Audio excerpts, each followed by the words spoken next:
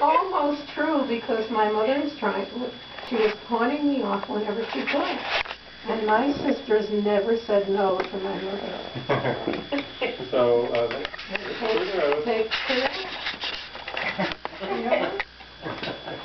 So Rose became a secretary. She did shorthand. She was an incredible typist. Much later, when I was maybe in high school, she got a typewriter that was so sensitive that if you put it on the other side of the room and breathed at it, it would start to type. And I couldn't type on that typewriter, even though she had insisted that we all learn touch typing. But if I sat down at that typewriter, my fingers would get too close to the keys and it would start to go. And she could type 1,000 words a minute.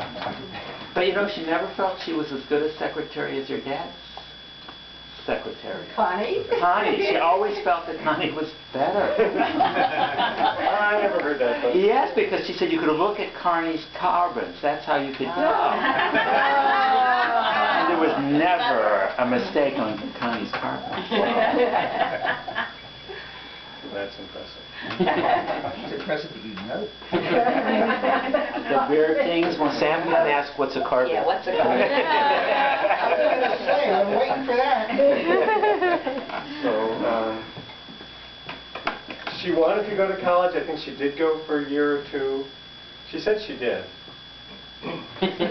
She tried to take some night courses after she got married. Maybe that was it. But I guess Sarah She got as far as decided she could without taking any math. Oh, there you go. Well, yeah, the story was that Bert always helped her with her math homework. Whatever that story is. Oh, wait. But she did, but supposedly Sarah decided that Eva was the oldest and was academically gifted and would be the teacher, and Rose would support the family. Well, and I don't know. Sure, please. Right from early childhood, Eva was designated as the brilliant one, and Rose as the beautiful one. You can't be both, right? You couldn't be both. And what about the other two of you? And it was later in life that Eva was designated as the saint. And Rose just didn't. She wanted to go to college, but it was also an economic issue. Sure. Yeah, I think that was a lot of what was there. A lot of it was an economic issue, and I don't know where or how she learned her secretarial skills, but she certainly did it. She did, and she was very good. No, the only person I personally have ever known who actually knew shorthand. Connie. I guess it wasn't that unusual in those days. So as Anne wrote down here, Rose never said much about the wedding except that she wore a new suit, not a wedding dress. Well, it was work time, right? There were no wedding dresses in my family. Right. So at some point there, Bert got a job in Pittsburgh. And the story that we always heard, that's where Bruce was born, in Pittsburgh. And the story that I always heard was that Bert was working in a reform school. Yeah. And that the girls from the reform school would babysit Bruce. So we don't know what they were in for, but Bruce survived. As long as the green light is No, but on. we'll keep Skyping? Skyping. As long as the green light is on. Oh. Oh, you're recording on that one? Can we? It's not recording, no, it's just transmitting. Is the light on? I can't see it. Is the light on? Yeah, as long as the light's on, it's good. Okay. Were you concerned about something? No, we just wanted to make sure it's still broadcast. With Harry and Charlie. Okay. Did they wave back? Anyway, they lived in Pittsburgh for a little while, and then Bert got a job in New York. They moved to New York, and Anne and I were born in New York, not in that order. And we remember Rose when we were young. She was a housewife. She stayed home. She did all the cooking and the cleaning and all that stuff. And she was just a tremendously talented person. She did, her hands were never idle.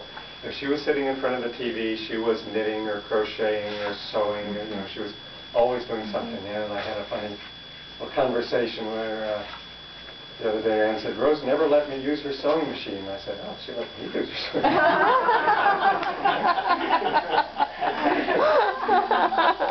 Whatever. I have a little show and tell. This is one of Rosie's quilts. Oh, That's beautiful. Yeah. Well, I never seen it. Hmm? Never saw it. No. She was it's a dog's bed here. I've got one also. Yeah, on the other. And Where's my little plastic? Oh, here it is. Yeah, grab this. I'll grab the other one. sweater. It's hardly ever cold enough to wear this. Gorgeous. Yeah, it's amazing. And she, you know, her mother had been a seamstress, and Rose was a seamstress and took a pattern making class, and she and Ann would go to the store and find something that Ann liked, or a Barbie dress that Ann liked, and Rose would go home and sew it for her. For the record, my mother also was excellent at needlework and sewing and knitting, and made beautiful sweaters too. You have to help us with the provenance. And what? You have to help us with the provenance on these, because Naomi can't remember which and which ones. Maybe I can. Anyway, Rose also made this one, and it's all hand stitched. So we think this one was Rose. She didn't do that. So, Ann, what was Rose's line whenever she was pinning you up in a dress or something? So it said you can't show fools a half-finished piece of work. So I'd always scream, it doesn't fit, it doesn't fit. I'd always get it in Yiddish, you can't show